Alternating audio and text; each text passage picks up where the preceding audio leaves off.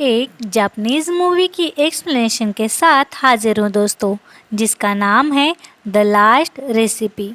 यह कहानी है सासाकी नाम के शेफ की। इस शेफ के हाथों में एक अलग ही तरह का जादू है। सासाकी कोई भी डिश अगर एक बार टेस्ट करता है तो ठीक वैसे ही डिश बना लेता है। यही नहीं, कोई अगर डिश की तारीफ भी कर दे तो वो डिश के टेस्ट अनुसार वो डिश बना लेता है। मगर सासाकी के लाइफ में काफ़ी परेशानियां भी है। हम जानेंगे सासाकी की कहानी। उससे पहले यहाँ एक इंसिडेंस हम देखते हैं। किसी का फ्यूनरल हो रहा था। तभी जॉन नाम का आदमी सासाकी को कॉल करता है कि तू चाचा के फ्यूनरल में क्यों नहीं आया। चाचा हमारे पापा जैसे थे। तब सासाकी कुछ नहीं कहता और कॉल कट कर देता है। अब सीन शिफ्ट होता है एक कपल पर। उस कपल में जो मेन था वो हॉस्पिटल में था। उसकी लास्ट विश थी कि एक रेसिपी खाने की, मगर वो जिस होटल में उस रेसिपी यानी डिश को खाता था वो होटल अभी क्लोज हो गया था। अब उस आदमी की वाइफ सासाकी को ही बुलाती है क्योंकि सासाकी बहुत फेमस था। सासाकी सिर्फ टेस्ट का वर्णन सुनकर ही डिश बना लेता था। आदमी की वाइफ ने कहा था उस बीमार आदमी को राइस ऑमलेट खाना था। उसके बारे में उस औरत ने पहले ही सासाकी को बता दिया था। सासाकी अब यहाँ पर अपना छोटा सा किचन और सामग्री लेकर आ जाता है और यहाँ सासाकी वही डिश बनाना चालू करता है। सासाकी जब यहाँ डिश बना रहा था तब डिश की खुशबू से ही उस बीमार आदमी के चेहरे पर एक अलग ही सुकून हमें दिखता है। यहाँ सासाकी डिश जब सर्व करता है तो वो बीमार आदमी बहुत ज़्यादा इमोशनल होता है क्योंकि ये डिश ठीक वैसे ही थी जैसे वो उस होटल में खाया करता था। और वो बीमार आदमी बहुत खुश होता है क्योंकि सासाकी ने बहुत अच्छी डिश बनाई थी। यहाँ सासाकी के लिए कोई भी डिश बनाना बहुत इजी था, ये हमें समझता है।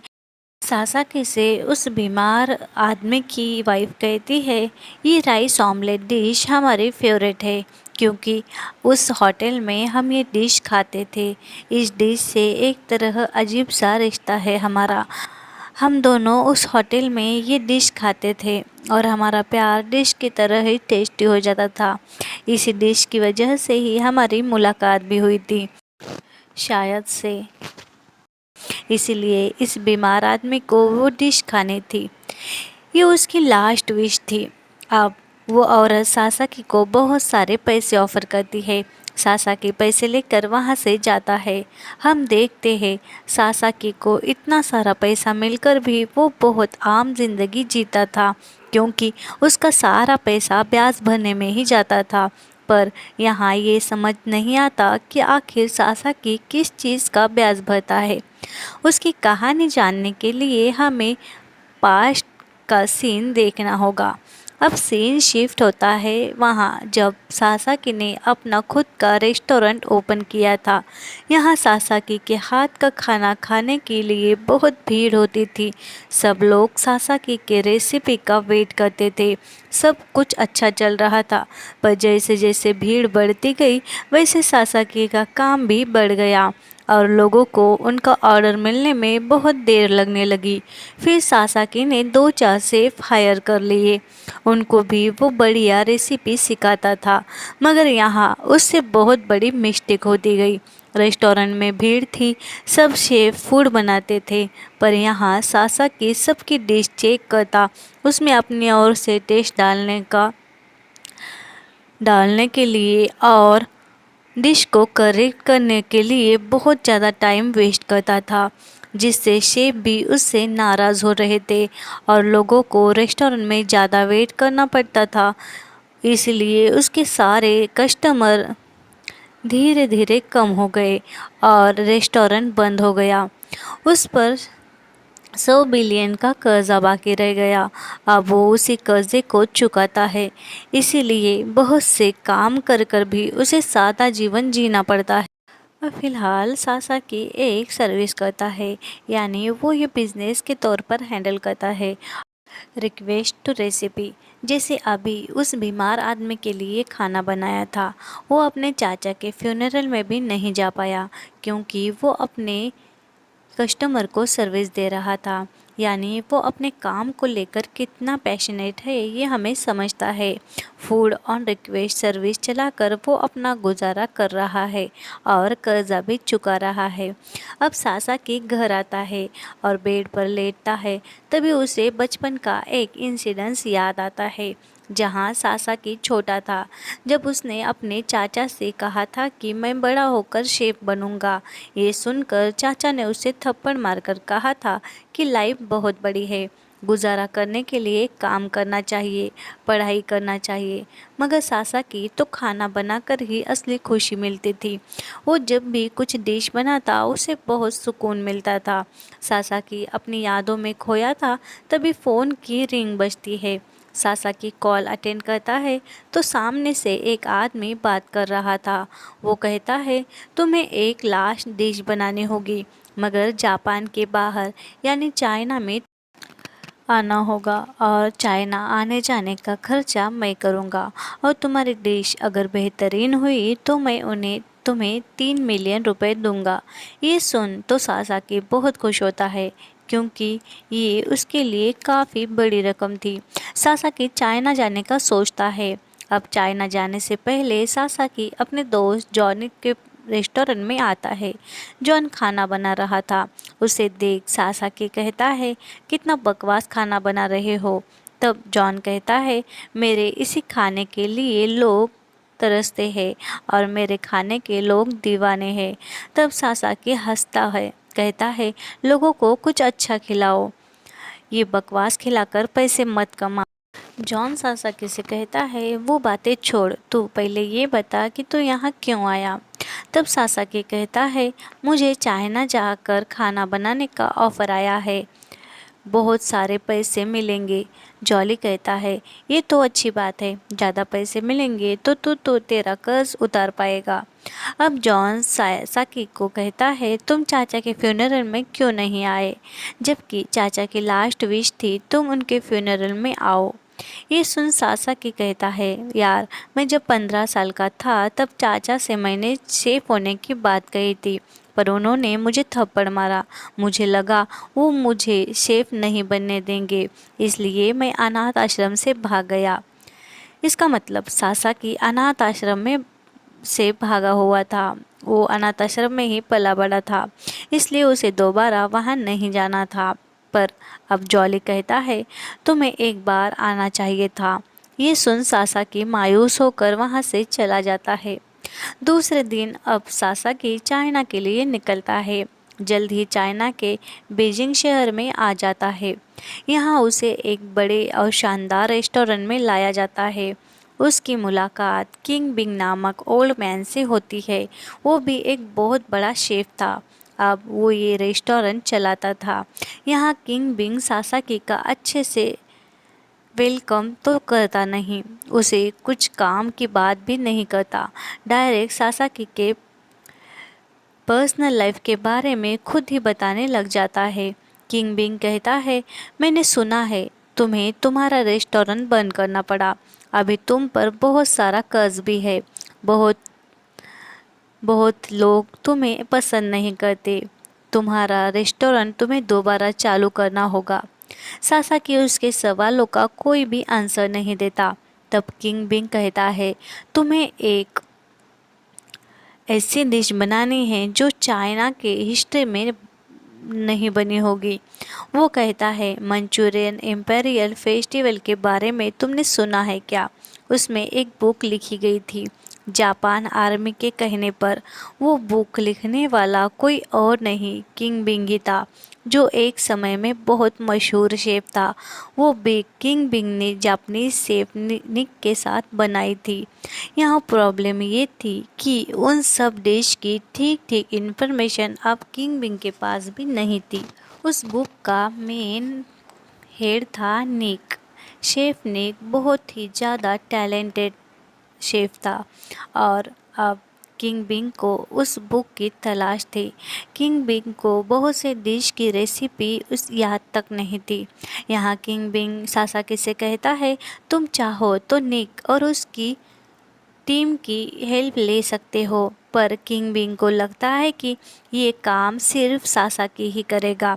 यहाँ सासाकी टेंशन में आ जाता है क्योंकि उसके पास ज़्यादा टाइम नहीं था। 100 से ज़्यादा रेसिपी को तैयार करना हार्ड ही था। निक को ढूंढकर उसकी बुक ढूंढना, उसमें से रेसिपी देखना और बनाना, ये सब सासाकी को बहुत हार्ड लगता है। वो सोचता है कि इतना टाइम तो नहीं है मेरे पास, 1 साल से पहले पूरा कर्जा चुकाना है। किंग बिंग सासाकी का चेहरा देख समझ जाता है कि वो इस काम के लिए हिचकिचा रहा है। किंग बिंग अब पैसों की गड़िया सासाकी के सामने रख देता है और कहता है, तुमने अगर वो सब डिश बना ली तो मैं तुम्हें 15 मिलियन दूंगा। रही बात काम शुरू करने की, तो तुम्हें इंटीरियर हाउस में जाना होगा क्योंकि निक ने वहीं से कुकिंग जर्नी स्टार्ट की थी। पैसों की बात सुनते ही सासाकी को लगता है इस एक काम से पूरा कर्जा उतर जाएगा। वो काम करने के लिए तैयार होता है, पर अब उसे निक को ढूंढना था। ये निक कौन है ये भी उसे पता नहीं था। किंग बिंग कहता है, तुम निक के बारे में जानने के लिए इंटीरियर रिसोर्ट में जाओ। अब सासाकी इंटीरियर हाउस रिसोर्ट में आता है। यहाँ एक एजेंट सासाकी को बताता है कि निक के हाथों में वही टैलेंट था जो सासाकी के हाथों में है।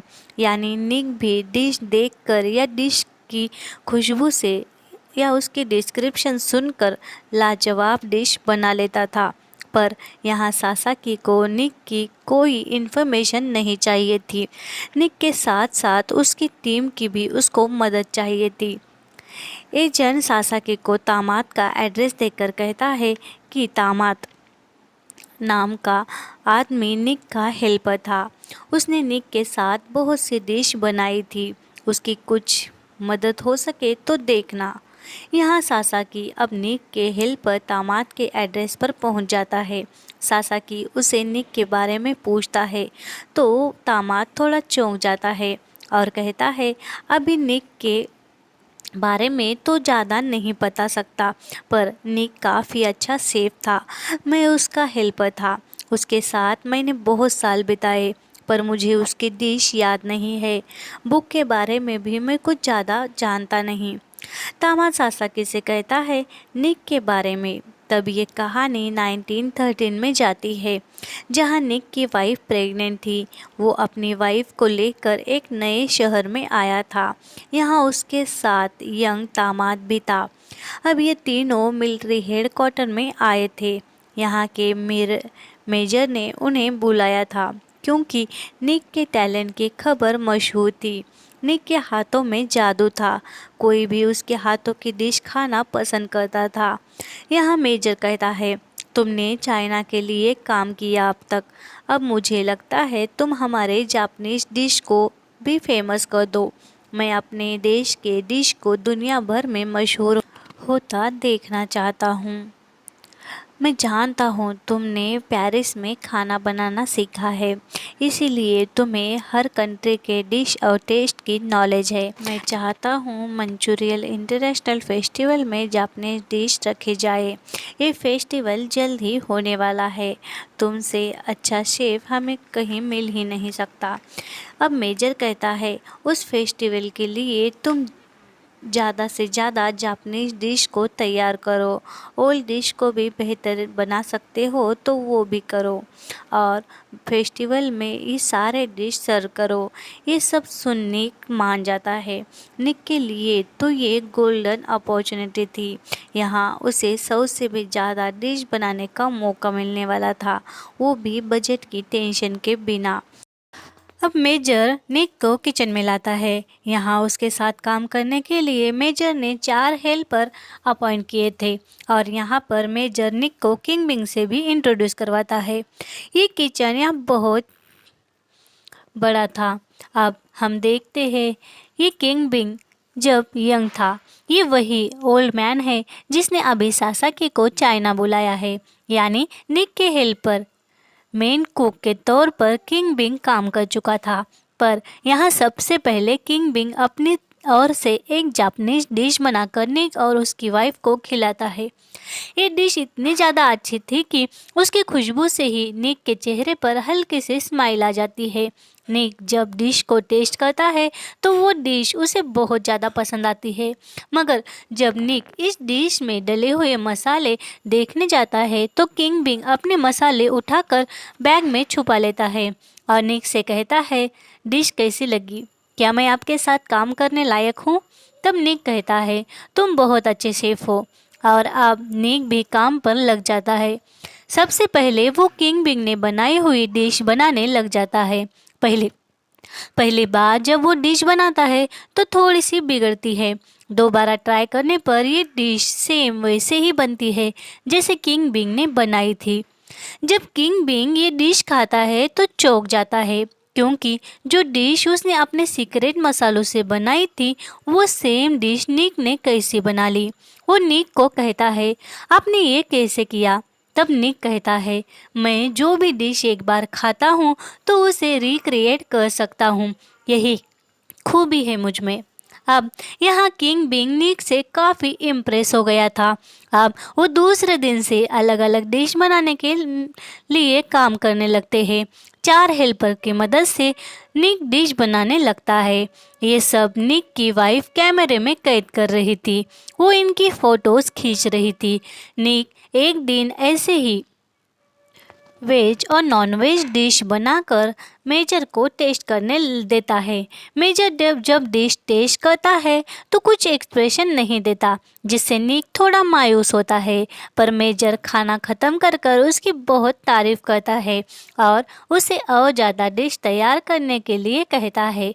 वो यही डिश किंग बिंग और दामाद की रिक्रिएट भी करवाता है, पर उन दोनों से गलती हो रही थी।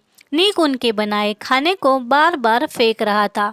वो एक भी डिश ठीक से नहीं बना पा रहे थे और निक को कॉपी नहीं कर पा रहे थे, जिससे निक बहुत बार डिश वेस्ट कर चुका था।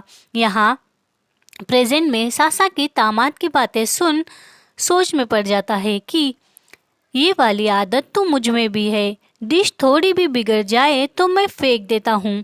इसी आदत की वजह से मुझे रेस्टोरेंट बंद करना पड़ा। अब दामाद आगे सुनाता है कि निक की इस आदत की वजह से सब परेशान हो रहे थे। ये बात निक की वाइफ चीमो भी नोटिस करती है और वो अब निक की डिश की फ़ोटोज़ क्लिक करती है।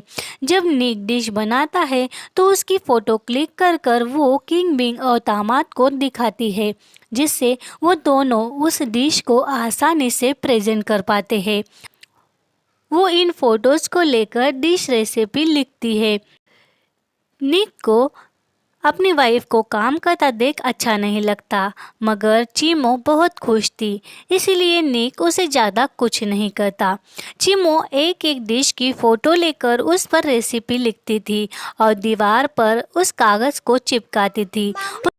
उस कागज़ को देखकर किंग बिंग और दामाद डिश रिक्रिएट करते हैं। देखते ही देखते पूरी दीवार डिश की वजह से भर जाती है। अगले सीन में हम देखते हैं चीमो एक लड़की को जन्म देती है, पर उसकी डिलीवरी में ही डेथ हो जाती है। इस बात से निक बहुत मायूस होता है। उसने अपने वाइफ को खो दिया था।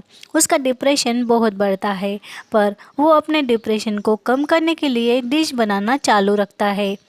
वो चीमो को बहुत मिस कर रहा था। वो डिश बनाकर एक दिन किंग बिंग और दामाद को देता है। तब वो दोनों भी चीमो को मिस करते हैं, क्योंकि चीमो बहुत काइंड हार्ट थी। उसने इनकी बहुत हेल्प की थी। यहाँ निक अपनी बेटी को अकेले पालने का फैसला करता है। वो दूसरी शादी नहीं करना चाहता, क्योंकि चीमो से वो बहुत प्यार करता था। अब कहानी प्रेजेंट में आती है। यहाँ सासा की दामाद से कहता है, मुझे पता चल गया है कि निक बहुत बढ़िया शेफ था। उनके जैसे कुकिंग का पैशन मुझ में भी है। मैं उनकी लाइफ स्टोरी नहीं सुनना चाहता। अभी मुझे उनकी बुक का काम है। प्लीज़ आप मुझे उनकी बुक का एड्रेस दे दो। तब दामाद कहता है, तुम्हें अगर निक की बुक चाहिए तो तुम रशिया जाओ, वहाँ जोसेफ मिलेगा। अब निक बुक के लिए रशिया जोसेफ के एड्रेस पर पहुंच जाता है। यहाँ उनका बहुत बड़ा रेस्टोरेंट था। तभी सासाकी को समझता है जोसेफ की डेथ हो गई है, पर उसका लड़का जॉन था। सासाकी उससे मिलता है, निक के बारे में पूछता है। जॉन कहता है निक निक अंकल यहाँ रहने आए थे अपने बेटी के साथ, तब मैं बहुत छोटा था, मगर मुझे याद है उन्होंने जापान के इंटरनेशनल फेस्टिवल में 120 डिश बनाकर रिकॉर्ड बनाया था। उनकी बहुत प्रशंसा की गई थी, अलग अलग रिवॉर्ड से उन्हें नवाजा गया था। उन 120 नई डिश की बुक भी उनके पास थी। वो जापान से यहाँ रहने आ गए क्योंकि वो जिस शहर में रहते थे वहाँ युद्ध का माहौल बन गया था।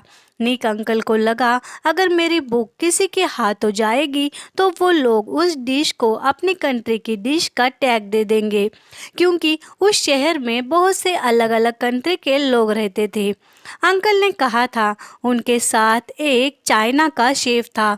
उसने उनकी 120 डिश में से 2-3 डिश चाइना की डिश बना दी थी। इसके बाद निक ने उस चाइनीज शेफ को बहुत मारा और काम से निकाल दिया। और यहाँ अब सासाकी को पता चलता है वो चाइनीज शेफ कोई और नहीं, किंग बिंग था। ये सुनकर सासाकी को बहुत गुस्सा आता है कि किंग बिंग ने ही उसे निक का पूरा बुक ढूंढने को कहा है। अब वो फिर से चाइना किंग बिंग के पास आता है, उसे गुस्से में बहुत भला बुरा कहने लगता है। और तब किंग बिंग कहता है ये लेटर है जो निक ने मुझे लिखा था, मैं उनकी रेसिपी क्यों चुराऊंगा, मैं तो उन्हें अपना गुरु मानता था। उनके साथ मैंने भी वो रेसिपी रिक्रिएट की थी, तब मैं खुद उस सारी रेसिपी बना सकता था, पर मैंने ऐसा नहीं किया। सासाकी निक का लिखा लेटर पढ़ता है और उसे समझता है कि दरअसल वो मेजर बहुत घटिया इंसान था। उसने जापान के डिश फेमस नहीं करना चाहता था, उसके पीछे उसका बहुत घटिया मकसद भी था। वो चाहता था निक के टैलेंट का वो यूज़ कर कर इंटरनेशनल फेस्टिवल में चाइना के लोगों को बुलाएगा। जब चाइना के मेजर आर्मी ऑफिसर वहां पर आएंगे तो वो उनके खाने में जहर डाल देगा, जिससे वो सारे ऑफिसर्स मर जाएंगे और इस जापान के मेजर को चाइना पर कब्जा करने में आसानी होगी। ये बात सुनकर निक को बहुत गुस्सा आता है, इसलिए निक ने पहले तो किंग बिंग को बचाया क्योंकि वो एक चाइनीज था। उस पर चोरी का झूठा इल्ज़ाम लगाकर उसे सेव कर दिया था। बाद में वो जोसेफ के पास जाकर जोसेफ को अपने बुक की डुप्लीकेट कॉपी बनाकर दे दी थी और जापान वापस आ गया था। यहाँ आकर निक मेजर और बड़े ऑफिसर से कहता है मैं तुम्हारे घिनौने काम में तुम्हारी मदद नहीं करूँगा। इतना कहे वो अपनी बुक उनके सामने जला देता है। निक के इस रवैये पर वो बहुत गुस्सा हो जाते हैं। मेजर तो उसे जेल में डाल देता है। बाद में जेल में ही निक की हत्या कर दी जाती है। निक की खबर धीरे धीरे पूरे शहर में फैल गई थी और अब डेविड नाम के शेफ को लगा कि मेजर कहीं निक की बेटी प्रिंसी को भी ख़त्म ना कर दे। इसीलिए वो अपने बेटे रॉनी और निक की बेटी प्रिंसी को लेकर दूसरे शहर भाग गया था। डेविड ने ही अपने बेटे और प्रिंसी को संभाला था। अब किंग बिंग आगे कहता है कि मैं और जोसेफ प्रिंसी को तलाश में निकले थे और हमें पता चला कि प्रिंसी एक सिंगल मदर है। उसके बाद हमने वो बुक प्रिंसी को दे दी जिसकी हकदार सिर्फ प्रिंसी ही थी। उसके बाद प्रिंसी और रॉनी ने एक रेस्टोरेंट खोला। वहाँ निक की डिश वो बनाते थे, मगर एक बार रेस्टोरेंट में आग लग गई। ये आग लगाई होगी ऐसा भी उन्हें शक था क्योंकि रेस्टोरेंट बहुत अच्छा चलता था। जब रॉनी को आग लगी ये समझा तो प्रिंसी को याद आया कि बुक तो रेस्टोरेंट में ही रह गई है। प्रिंसी बुक को बचाने के लिए अंदर रेस्टोरेंट में जाती है। यहाँ प्रिंसी की डेथ हो गई थी क्योंकि बुक को तो उसने बचा लिया था, मगर वो खुद को नहीं बचा पाई। अब यहाँ रॉनी प्रिंसी की मौत से बहुत परेशान था। वो प्रिंसी के बेटे को लेकर दूसरे शहर गया था और रॉनी ने ही प्रिंसी के बेटे को संभाला था। प्रिंसी के बेटे के साथ साथ उसने अनाथ आश्रम भी चलाया है और आज उस अनाथ आश्रम में बहुत से बच्चे पलते हैं। यहाँ सासाकी को समझता है प्रिंसी कोई और नहीं उसी की माँ थी, यानी सासाकी खुद निक का नाती था। निक सासाकी का नाना था, इसीलिए निक का हुनर सासाकी में था। निक की बहुत सी आदतें भी सासाकी से मिलती थी। ये बात जब सासाकी को पता चलती है तो वो बहुत ज़्यादा इमोशनल होता है और वो किंग बिंग से कहता है, तुमने ये मुझे पहले क्यों नहीं बताया। किंग बिंग कहता है, तुम लॉस में गए और उसके बाद जॉन से मैंने तुम्हारी इन्फॉर्मेशन निकाली। मैंने सोचा तुम खुद अपने नाना जी के बारे में जानो, इसीलिए मैंने ये सब किया। मेरे कहने पर ही जॉन ने तुम्हें रिक्वेस्ट टू रेसिपी सर्विस शुरू करने को कहा था। उसके ज़रिए मैंने भी तुम्हें यहाँ बुलाया। तुम्हारे नाना जी बहुत ही महान शेफ थे। तब सासाकी को इस पर क्या रिएक्ट करे ये समझता नहीं। वो वहाँ से वापस जापान आ जाता है। यहाँ जॉन से कहता है, तूने मुझे क्यों नहीं बताया। इतने महान शेफ तो मेरे नाना जी थे। जॉन कहता है, रॉनी अंकल ने मुझे पहले ही बता दिया था, पर तू तो कभी उनसे मिलने तक नहीं आया। वो बुक रॉनी अंकल ने संभाल कर रखी है, मगर वो नहीं चाहते थे कि तू भी शेफ बने, क्योंकि तेरे नाना ने शेफ होने के कारण पूरी फैमिली को बर्बाद कर दिया था। उनकी पूरी फैमिली तबाह हो गई थी। तू भी तो लॉस में चला गया। हुनर है तेरे हाथों में, पर उसका सही इस्तेमाल कर। अब यहाँ सासाकी कुछ नहीं कहता और कहानी 3-4 महीने बाद जाती है, जहाँ हम देखते हैं सासाकी रॉनी अंकल का आश्रम चला रहा था और वो अपने नाना की बुक में लिखी डिश वहाँ बना रहा था। आश्रम चलाने के साथ साथ उसकी रिक्वेस्ट टू रेसिपी सर्विस भी चालू थी और ये कहानी यहीं ख़त्म हो जाती है।